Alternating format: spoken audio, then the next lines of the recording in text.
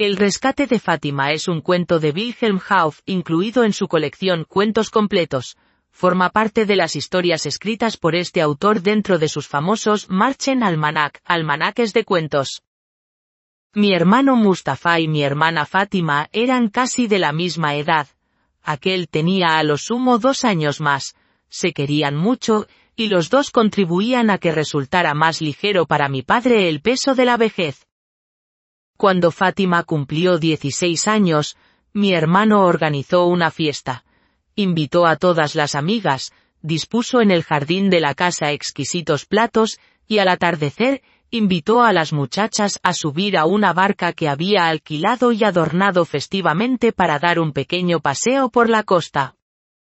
Fátima y sus compañeras se mostraron encantadas, pues la tarde era hermosa, y la ciudad ofrecía una vista magnífica contemplada desde el mar, especialmente al anochecer.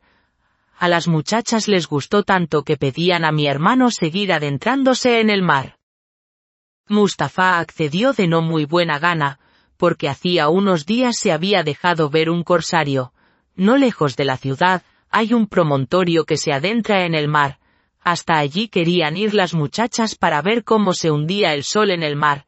Remando ya cerca, vieron a poca distancia una barca ocupada por gente armada.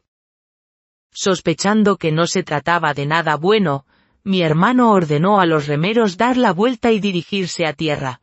De hecho, su temor pareció confirmarse, pues la barca se acercó rápidamente a la de mi hermano, la adelantó porque tenía más remeros y se detuvo entre la tierra y nuestra barca.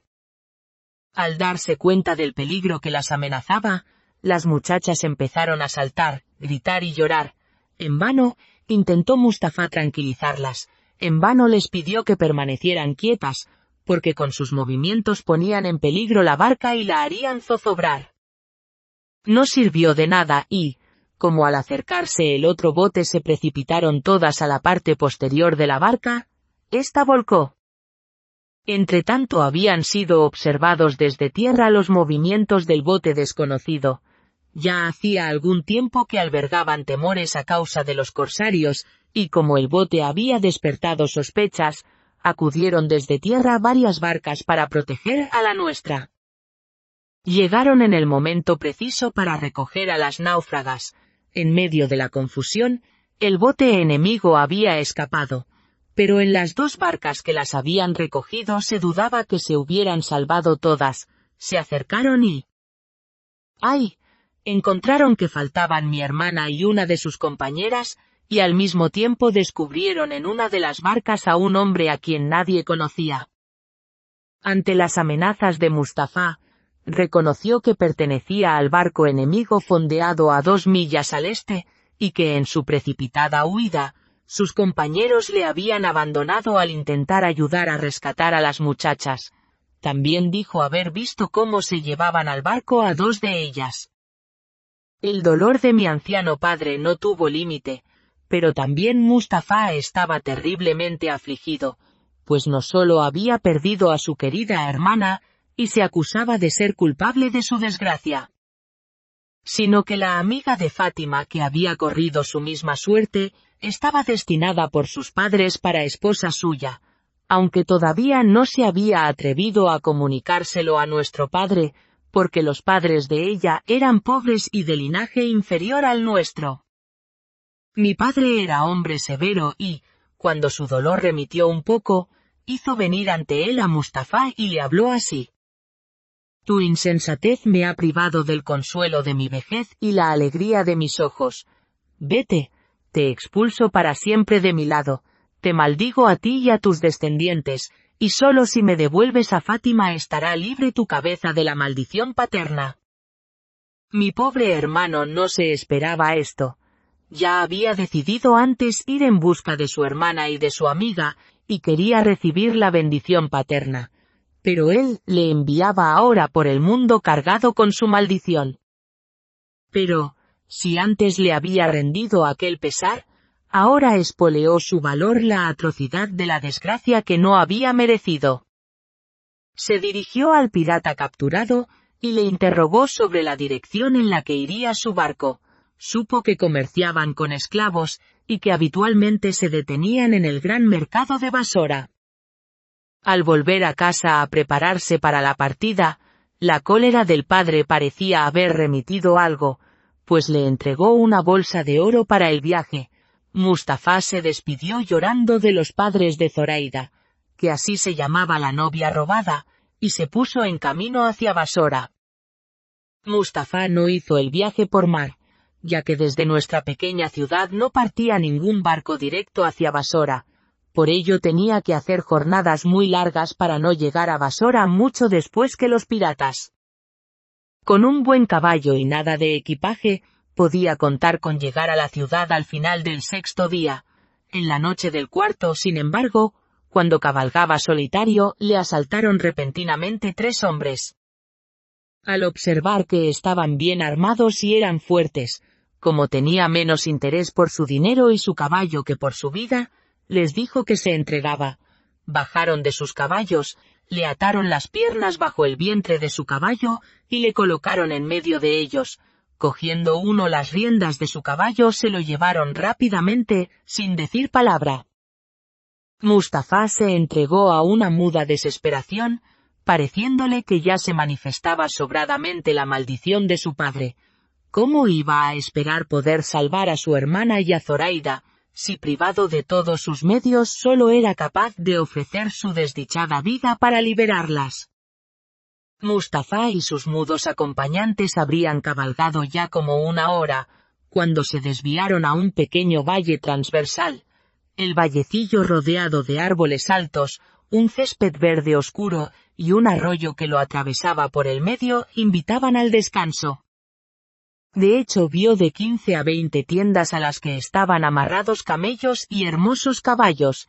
De una de las tiendas salían las notas alegres de una cítara y de 2 hermosas bocas de hombres.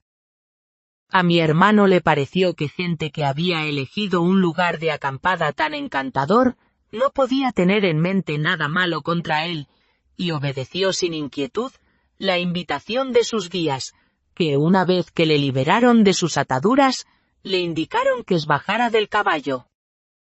Le condujeron a una tienda más grande que las demás y en su interior estaba bien arreglada, casi con esmero.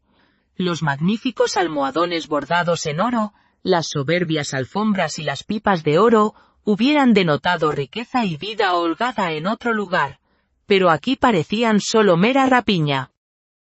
Sobre un almohadón estaba sentado un hombrecillo viejo, de cara repulsiva, piel oscura y brillante, y un aire hostil de astucia turca en torno a los ojos y a la boca que hacían desagradable su presencia.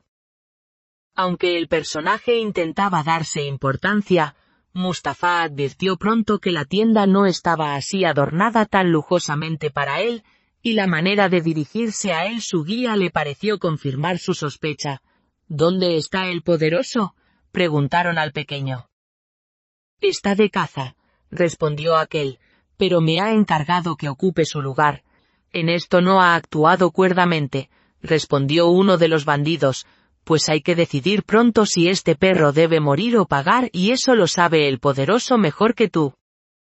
El hombrecillo se levantó para poner de relieve su dignidad, y se estiró para alcanzar con los dedos la oreja de su enemigo, pues quería vengarse con un golpe, pero, viendo que sus esfuerzos eran vanos, empezó a desatarse en improperios, y verdaderamente los demás no le fueron a la zaga. De tal modo que la tienda temblaba. De repente se abrió la entrada de la tienda y entró un hombre alto y elegante, joven y bello como un príncipe persa.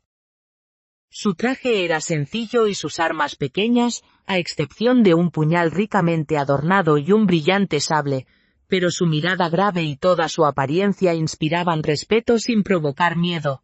¿Quién es el que se atreve a armar pelea en mi tienda?, exclamó. Durante un tiempo reinó un profundo silencio, y por fin uno de los que habían traído a Mustafá contó lo sucedido.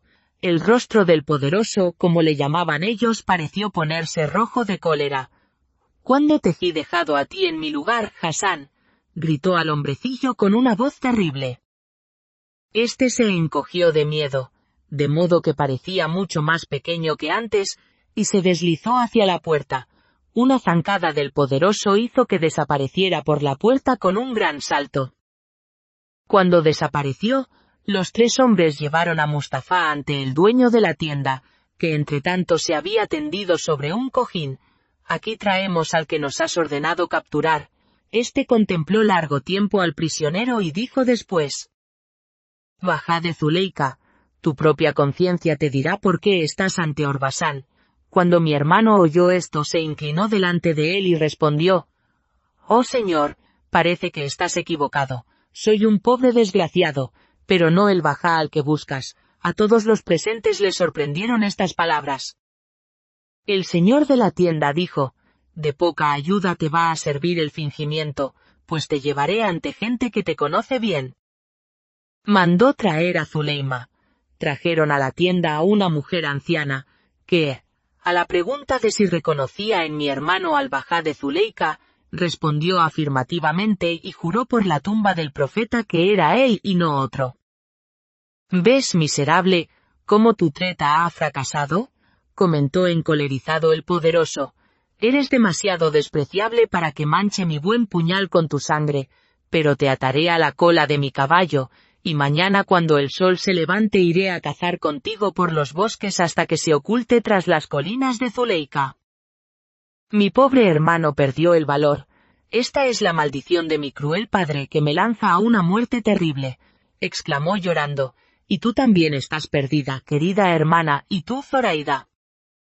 Tu simulación no te sirve de nada, dijo uno de los ladrones atándole las manos a la espalda. Desaparece de la tienda que el poderoso se muerde los labios y mira su puñal. Si quieres vivir una noche todavía, ven. Justo cuando los ladrones querían sacar a mi hermano de la tienda, se encontraron con otros 3 precedidos por un prisionero. Entraron con él.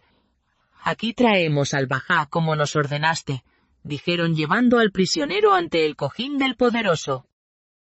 Al entrar el prisionero, mi hermano tuvo ocasión de contemplarle y le llamó la atención el parecido que este hombre tenía con él, aunque su rostro era más moreno y tenía una barba negra. El poderoso pareció muy asombrado por la aparición del segundo prisionero. ¿Quién de vosotros es el auténtico?, dijo mirando ya a mi hermano, ya al prisionero. Si te refieres al bajá de Zuleika, respondió en tono orgulloso el prisionero, soy yo. El poderoso le contempló largo tiempo con su grave y terrible mirada, y luego indicó en silencio que se lo llevaran. Cuando lo hubieron hecho, se dirigió a mi hermano, cortó sus ataduras con su puñal y le pidió que se sentara en el cojín. Lamento, extranjero, haberte confundido con aquel criminal, dijo, pero atribuye a una disposición especial del cielo que te haya conducido a las manos de mis hermanos precisamente en el momento destinado a la muerte de ese malvado. Mi hermano le pidió una única gracia, la de que le permitiera seguir su viaje inmediatamente, porque cualquier demora podía ser para él fatal. El poderoso le preguntó por la causa de su prisa, y cuando Mustafá le hubo contado todo, le aconsejó permanecer esa noche en su tienda, ya que él y su caballo necesitaban descanso. Al día siguiente le mostraría un camino que le llevaría a Basora en día y medio. Mi hermano aceptó, fue espléndidamente agasajado, y durmió tranquilamente hasta que llegó la mañana en la tienda del bandolero. Al despertar se vio solo, pero ante la cortina de la tienda oyó varias voces que hablaban. Una parecía pertenecer al dueño de la tienda y la otra al hombrecillo moreno y pequeño. Escuchó un poco, y oyó con espanto que el pequeño se empeñaba en convencer al otro para que matara al extranjero, ya que cuando estuviera libre podía delatarlos. Mustafá advirtió enseguida que el pequeño le guardaba rencor por haber sido la causa de que el día anterior le trataran tan mal. El poderoso pareció reflexionar unos momentos. No, dijo, es mi huésped y la hospitalidad es sagrada para mí. Tampoco da la impresión de querer delatarnos. Después de hablar así, levantó la cortina y entró. La paz sea contigo, Mustafá, dijo. Saboreemos la bebida de la mañana y disponte para la partida. Le tendió un vaso de sorbete y una vez bebido, enjaezaron los caballos, y con un ánimo verdaderamente más alegre del que tenía al llegar, Mustafá subió a su montura. Pronto dejaron atrás las tiendas y recorrieron un buen trecho camino del desierto. El poderoso contó a mi hermano que el bajá al que habían capturado, les prometió permitirles permanecer sin peligro dentro de su territorio. Pero hacía unas semanas había capturado a uno de sus hombres más valientes, y le había hecho colgar después de atroces tormentos. Había ordenado espiarle bastante tiempo y hoy mismo debía morir. Mustafá no se atrevió a objetar nada, pues estaba contento de haber escapado sano y salvo.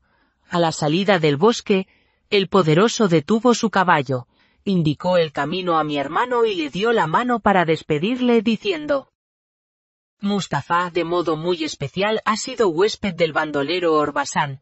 No voy a exhortarte a que no delates lo que has visto y oído. Has pasado por una angustia inmerecida y te debo una compensación. Acepta este puñal como recuerdo y, si necesitas ayuda, házmelo llegar y me apresuraré a auxiliarte. Esta bolsa tal vez la necesites en el viaje. Mi hermano le agradeció su generosidad, tomó el puñal y rechazó el dinero. Sin embargo, Orbasán le estrechó una vez más la mano, dejó caer la bolsa y desapareció en el bosque a la velocidad del rayo. Al ver Mustafá que ya no la recogería, desmontó para tomar la bolsa y quedó asombrado de la magnanimidad de su amigo, pues la bolsa contenía una buena cantidad de oro. Dio las gracias a Alá por su salvación, encomendó a su bondad al bandolero, y con el corazón alegre siguió su camino hacia Basora. Al mediodía del séptimo después de su partida, llegó Mustafá a las puertas de Basora. En cuanto se detuvo en un lugar de descanso para caravanas, preguntó cuándo comenzaba el mercado de esclavos que se celebraba allí anualmente. Obtuvo la terrible respuesta de que llegaba con 2 días de retraso. Lamentaron su retraso y le contaron que se había perdido una gran cosa, pues el último día habían llegado 2 esclavas de tan gran belleza, que habían atraído las miradas de todos los compradores. Se había llegado a auténticas peleas y golpes por ellas, y habían sido vendidas a un precio tan alto, que solo su actual dueño no se había arredrado ante él. Se informó con más detalles sobre las 2, y no le quedó ninguna duda de que las desdichadas eran las que él buscaba. También supo que el hombre que las había comprado vivía a 40 horas de Basora, y se llamaba Tiúlicos, un hombre muy rico y ya viejo que antes había sido Capudán bajá del gran señor, pero ahora se había retirado a descansar con las riquezas acumuladas. Mustafá quería al principio lanzarse otra vez a cabalgar para llegar rápidamente junto a Tiúlicos, que solo le debía de llevar un día de ventaja a lo sumo. Al considerar que él solo no podría enfrentarse con el poderoso viajero, y menos arrebatarle su botín, trató de idear otro plan y pronto lo encontró. El hecho de que le confundieran con el bajá de Zuleika, que estuvo a punto de ser fatal para él, le llevó a pensar en presentarse con este nombre en la casa de Tiúlicos, y hacer un intento de rescatar a las 2 desdichadas jóvenes. Contrató a algunos sirvientes y alquiló caballos, para lo cual le sirvió de inapreciable ayuda el dinero de Orbasán. Se procuró lujosos trajes para él y para sus servidores, y se puso en camino hacia la mansión de Tiuli. Pasados 5 días llegó a las proximidades de esta. Estaba situada en una hermosa llanura y rodeada de altos muros que dejaban ver poco de la construcción. Al llegar allí, Mustafá se tiñó de negro el cabello y la barba, y frotó su rostro con el jugo de unas plantas que le dieron un color moreno como el del bajá. Envió luego a uno de sus servidores al castillo, y le mandó pedir albergue para la noche en nombre del bajá de Zuleika. Pronto volvió el servidor y con él 4 esclavos muy bien vestidos, que cogieron las bridas del caballo de Mustafá, y le condujeron al patio del castillo. Allí le ayudaron a descender, y otros 4 le llevaron por una escalera de mármol a presencia de Tiuli. Un viejo risueño, recibió a mi hermano con mucho respeto y le hizo probar lo mejor que su cocinero sabía preparar.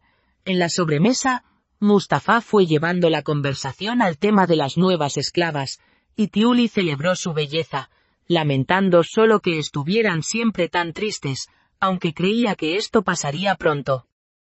Mi hermano estaba muy divertido por el recibimiento, y se retiró a descansar con las mejores esperanzas. Habría dormido 1 hora aproximadamente, cuando le despertó la luz de una lámpara que le iluminó la cara. Al levantarse creyó que estaba soñando todavía, pues estaba delante de él aquel individuo moreno y pequeño de la tienda de Orbasán, con una lámpara en la mano, y su bocaza abierta en una sonrisa odiosa. Mustafá se pellizcó el brazo y se retorció la nariz para convencerse de que estaba despierto, pero la aparición siguió como antes. «¿Qué haces en mi cama?», exclamó Mustafá cuando se hubo recobrado de su asombro. «No os esforcéis, señor», dijo el otro. «Os he descubierto y por eso he venido. Todavía recordaba vuestro estimado rostro, pero verdaderamente, si no hubiera ayudado a colgar con mis propias manos al bajá, tal vez me habríais engañado. Ahora estoy aquí para hacer una pregunta». «Sobre todo di cómo has llegado hasta aquí», le respondió Mustafá, lleno de cólera por verse descubierto. «Os lo voy a decir», respondió. «Ya no podía soportar al poderoso y por eso huí, pero vos, señor Mustafá, habéis sido propiamente la causa de nuestra disputa, y por ello habréis de darme por esposa a vuestra hermana. Yo os ayudaré en la fuga. Si no me la dais, acudiré a mi nuevo señor y le contaré algo sobre el nuevo bajá». Mustafá estaba fuera de sí por el horror y la rabia. Ahora, cuando se creía cerca de la meta de sus deseos, tenía que venir aquel indeseable y hacer fracasar todo. Solo había un medio de salvar su plan. Tenía que matar al pequeño monstruo. De un salto se tiró de la cama y se abalanzó sobre el pequeño. Pero que debía haberse imaginado algo así, dejó caer la lámpara, que se apagó, y escapó en la oscuridad gritando horriblemente para pedir ayuda.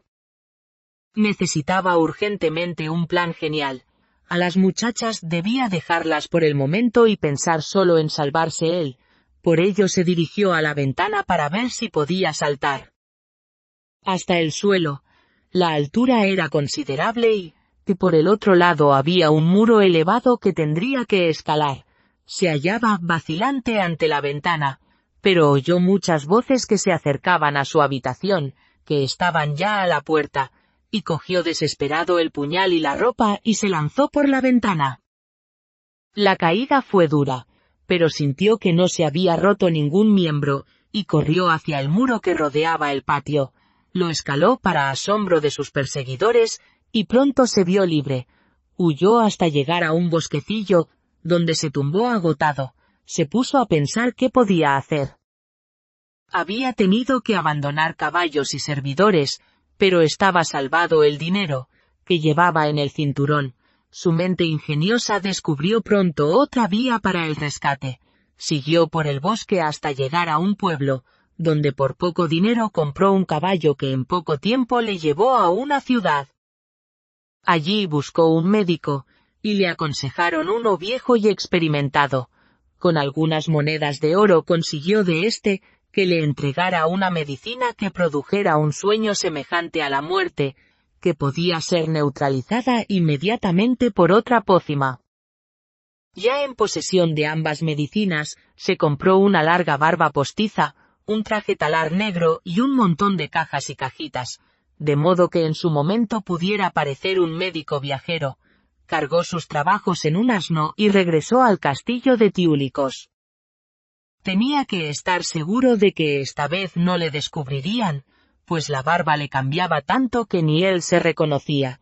Al llegar se identificó como el médico Chacamán Cabudibaba, y sucedió lo que se había imaginado. El estrafalario nombre le dio un brillo poco común a los ojos del viejo loco, de modo que de inmediato le invitó a su mesa. Chacamán Cabudibaba se presentó ante Tiuli, y, Apenas habían conversado durante 1 hora, el viejo decidió someter a todas sus esclavas a la cura del sabio doctor. Apenas podía éste ocultar la alegría de poder volver a ver a su amada hermana, y con el corazón palpitante siguió a Thiuli, que le condujo al serrallo. Llegaron a una habitación bellamente decorada, pero en la que no había nadie. «Chavaba o como te llames», dijo Thiuli Kos, «mira ese agujero que hay en la pared, por ahí sacará el brazo cada una de mis esclavas y podrás averiguar si el pulso está bien o no». Mustafá quería poner objeciones, pero no logró que le permitiera verlas. Thiuli consintió en decirle cómo se encontraban habitualmente. Thiuli se sacó del cinturón una larga lista y comenzó a llamar a sus esclavas de una en una por su nombre. Cada vez salía un brazo de la pared y el médico le tomaba el pulso. Ya había visto a 5, y a todas las había diagnosticado como sanas, cuando Thiuli leyó el nombre de la 7ª, Fátima, y una pequeña mano blanca se deslizó por el agujero. Temblando de alegría, Mustafá cogió esa mano y declaró con aire preocupado que estaba muy enferma. Thiuli quedó muy preocupado, y ordenó a su sabio Chacamán Kabudibaba preparar rápidamente una medicina para ella. El médico salió y escribió en una hojita: «Fátima, voy a salvarte si eres capaz de decidirte a tomar una medicina que te haga morir por 2 días. Poseo también el medio de volverte de nuevo a la vida. Si accedes, di solo que esta poción no te ha servido, y para mí será la señal de que aceptas».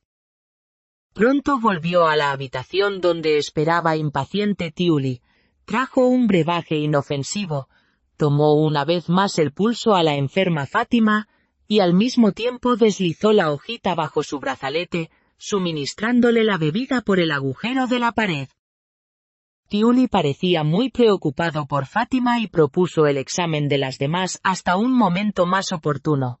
Después de abandonar la habitación con Mustafá, le dijo en tono compungido: «Chadibaba, dime claramente qué piensas de la enfermedad de Fátima».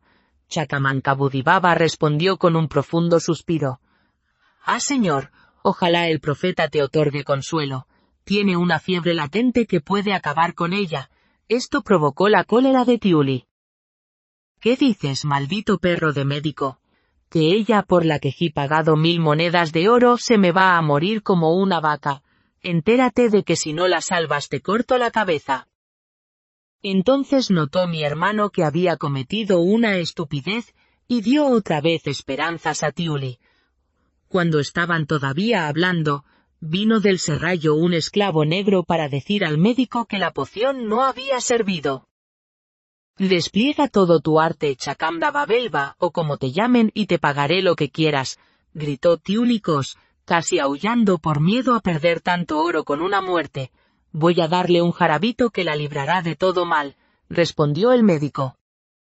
«Sí, sí, dale un jarabito», sollozó el viejo Thiuli. Con alegría fue Mustafá a buscar en su baúl, y después de entregárselo al esclavo negro e indicarle lo que debía tomar cada vez, volvió junto a Thiuli, le dijo que tenía que ir al lago a buscar hierbas curativas y corrió hacia la puerta. Al lado del lago que había no lejos del castillo, se quitó sus ropajes y los arrojó al agua, de forma que quedaron flotando, pero él se ocultó en unas matas y esperó a que llegara la noche para penetrar en el mausoleo que estaba junto al castillo. Apenas llevaría Mustafá 1 hora ausente del castillo, le llevaron a Thiuli la espantosa noticia de que su esclava Fátima agonizaba. Envió rápidamente al lago a buscar al médico, pero pronto volvieron sus emisarios diciendo que el pobre médico se había caído al agua y se había ahogado, porque se veía flotar su traje negro en medio del lago, y de vez en cuando emergía entre las olas su imponente barba. Cuando Thiuli no vio ya solución, se maldijo a sí mismo y a todo el mundo, se arrancó la barba y golpeó la cabeza contra la pared, pero todo eso no le sirvió de nada, porque Fátima no tardó en morir en los brazos de las demás mujeres. Al oír la noticia de su muerte, Thiuli ordenó que hicieran rápidamente un ataúd, porque no podía soportar ningún muerto en la casa, e hizo llevar el cadáver al mausoleo. Los esclavos llevaron allí el sarcófago, lo depositaron rápidamente y huyeron, pues habían oído sollozos y suspiros entre los demás ataúdes. Mustafa, que se escondía detrás de los sarcófagos y desde allí había contribuido a poner en fuga a los portadores, se acercó y encendió la lámpara que con ese objeto había traído. Sacó luego un frasco que contenía la medicina para despertar, y levantó la tapa del ataúd de Fátima. Pero qué desilusión sufrió cuando a la luz de la lámpara aparecieron unos rasgos desconocidos. En el ataúd no estaba ni mi hermana ni Zoraida, sino otra distinta. Necesitó un tiempo para recuperarse del nuevo golpe del destino. Al fin, la compasión venció a la cólera. Abrió el frasco y le dio el remedio. Ella respiró, abrió los ojos y pareció reflexionar un momento. Luego recordó lo sucedido, saltó del ataúd y se arrojó a los pies de Mustafa. «¿Cómo puedo agradecerte, bondadoso ser?», exclamó, «que me hayas liberado de esa terrible prisión». Mi hermano interrumpió sus expresiones de gratitud con una pregunta. ¿Cómo había podido suceder que la rescatada fuera ella y no su hermana Fátima? La joven le miró sorprendida y respondió: «Ahora entiendo este rescate que antes me resultaba incomprensible. Sabe que en aquel castillo me llaman Fátima, y es a mí a quien diste el mensaje y la pócima salvadora». Mi hermano le pidió información sobre su hermana y sobre Zoraida, y supo así que ambas se encontraban en el castillo, pero Tiuli les había dado otro nombre, como solía, y ahora se llamaban Mirza y Nurmahal. Cuando Fátima, la esclava salvada, vio a mi hermano tan abatido por aquella confusión, le dio ánimos y le prometió revelarle un medio para liberar también a las dos muchachas. Reanimado por esta idea, Mustafa cobró nuevas esperanzas y le pidió que hablara. Ella dijo: «Hace 5 meses que soy esclava de Tiuli, pero desde el principio he pensado en escapar, aunque para mí sola era demasiado difícil. Habrás observado que en el patio interior del castillo hay una fuente que arroja agua por 10 caños.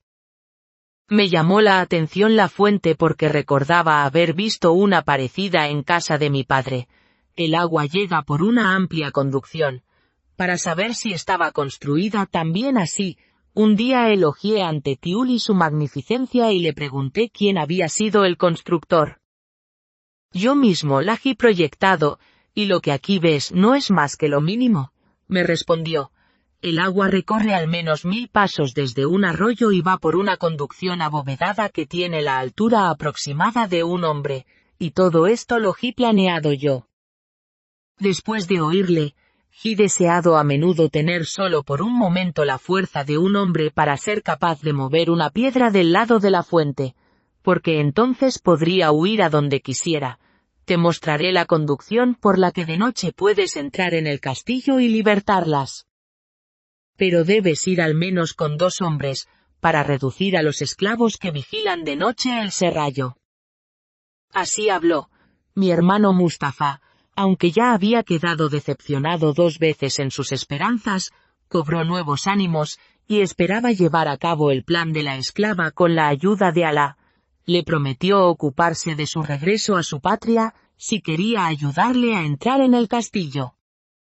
Sin embargo, una idea le inquietaba. ¿De dónde sacaría 2 o 3 compañeros fieles? Se acordó entonces del puñal de Orbasán, y de la promesa que éste le había hecho de acudir en su ayuda en caso necesario. Salió con Fátima del mausoleo para buscar al bandido. En la misma ciudad en que se había disfrazado de médico, compró un caballo con sus últimas monedas, y alquiló una habitación para Fátima en casa de una mujer pobre de las afueras. Se dirigió luego rápidamente hacia las montañas donde había encontrado a Orbasán la primera vez, y llegó en 3 días. Encontró pronto su tienda y entró para sorpresa de Orbasán, que le dio una amable bienvenida. Le contó sus fallidos intentos de rescate, sin que el severo Orbasán pudiera evitar reírse un poco de cuando en cuando, sobre todo al referirse al médico Chacamán Kabudi Baba. Se encolerizó por la traición del enano y juró colgarle con su propia mano donde lo encontrara. A mi hermano le aseguró que estaba dispuesto a ayudarle en cuanto descansara del viaje. Mustafá durmió otra vez esa noche en la tienda de Orbasán, y con los primeros albores del día partieron. Orbasán llevaba con él a 3 de sus hombres más valientes, bien armados y con buenos caballos. Cabalgaron sin cesar, y 2 días después, llegaron a la pequeña ciudad donde Mustafá había dejado a la rescatada Fátima. Desde allí continuaron con ella hasta el bosquecillo desde el que se podía ver a poca distancia el castillo de Tiuli. Allí acamparon para esperar la llegada de la noche. En cuanto se puso el sol, guiados por Fátima, se dirigieron al arroyo desde el que partía la conducción de agua, y pronto dieron con ella. Dejaron a Fátima y a uno de los servidores con los caballos y se dispusieron a bajar. Pero antes, ella les repitió una vez más los detalles, que por la fuente llegarían al patio del castillo, donde había a derecha e izquierda 2 torres en las esquinas. En la 6ª puerta a partir de la torre de la derecha, se encontraban Fátima y Zoraida, vigiladas por 2 esclavos negros. Provistos de armas y herramientas, Mustafá, Orbasán y otros 2 hombres entraron en la conducción. El agua les llegaba a la cintura, pero no por eso avanzaron con menos decisión. Una media hora después llegaron a la fuente y al punto pusieron manos a la obra. El muro era grueso y sólido, pero no resistió mucho tiempo el ataque de los 4 hombres unidos, y pronto practicaron una entrada de tamaño suficiente para poder pasar con holgura. Primero se introdujo Orbasán y los otros le siguieron. Cuando estuvieron todos dentro del patio, observaron la parte del castillo que tenían delante para buscar la puerta indicada. Sin embargo, no se pusieron de acuerdo sobre cuál era, pues partiendo de la torre izquierda hacia la derecha, hallaron una puerta condenada, si no es que habían pasado por alto la verdadera. Orbasán no lo pensó mucho. «Mi buena espada abrirá cualquier puerta», exclamó dirigiéndose a la 6ª. Los demás le siguieron. Al abrir la puerta encontraron 6 esclavos durmiendo echados en el suelo. Querían salir en silencio al ver que habían pasado por alto la puerta de la derecha, cuando apareció una sombra que empezó a pedir auxilio con una voz bien conocida. Era el hombrecillo del campamento de Orbasán, pero antes de que los negros supieran bien qué pasaba, Orbasán se precipitó sobre el pequeño, partió en 2 su cinturón, le tapó la boca y le ató las manos a la espalda. Se volvió luego a los esclavos, ya medio atados por Mustafá y los otros, y ayudó a reducirlos por completo. Les pusieron un puñal al pecho y les preguntaron dónde estaban Nurmahal y Mirza. Les indicaron que dormían en la habitación contigua. Mustafá se precipitó en el aposento y, en efecto, allí estaban Fátima y Zoraida, a quienes el ruido había despertado. En un momento recogieron sus ropas y sus vestidos y siguieron a Mustafá. Entretanto, los 2 ladrones habían propuesto a Orbasán llevarse lo que encontraran, pero éste se lo prohibió, diciendo que no debía poderse decir de Orbasán que penetraba de noche en las casas para robar oro. Mustafá y las recién rescatadas se introdujeron rápidamente en la galería de la fuente, y Orbasán aseguró que los seguiría enseguida. Cuando desaparecieron, Orbasán y uno de sus hombres llevaron al hombrecillo al patio, le ataron al cuello un chal de seda que habían cogido con este propósito y le colgaron del extremo más alto de la fuente. Después de haber castigado así la traición del miserable, se introdujeron en la conducción y siguieron a Mustafá. Con lágrimas en los ojos agradecieron su rescate al generoso Orbasán, pero éste les aconsejó que se apresuraran, pues era muy probable que Tiúlicos mandara perseguirlos en todas las direcciones. Profundamente conmovidos, Mustafá y las rescatadas se separaron al día siguiente de Orbasán. Ciertamente nunca lo olvidarían. Fátima, la esclava liberada, se marchó disfrazada hacia Basora para embarcar rumbo a su patria. Tras un viaje breve y grato, los míos llegaron a casa. La alegría de volverlos a ver estuvo a punto de matar a mi padre. Al día siguiente de su llegada, organizó una gran fiesta en la que participó la ciudad entera. Ante una gran concurrencia de parientes y amigos, mi hermano hubo de relatar su historia, y todos a una los elogiaron, a él y al noble bandido. Cuando concluyó, mi padre se puso en pie y tomó de la mano a Zoraida. «Así quedarás libre de la maldición que hice caer sobre ti», dijo con voz solemne. «Toma a esta mujer que como premio bien merecido has logrado con tu celo incansable. Te concedo la bendición paterna. Ojalá no falten nunca en nuestra ciudad hombres que te igualen en amor fraterno, inteligencia y entusiasmo». Fin de la historia. Si te gustó, dale like, suscríbete y cuéntanos en los comentarios qué parte fue tu favorita. Nos vemos en la próxima aventura.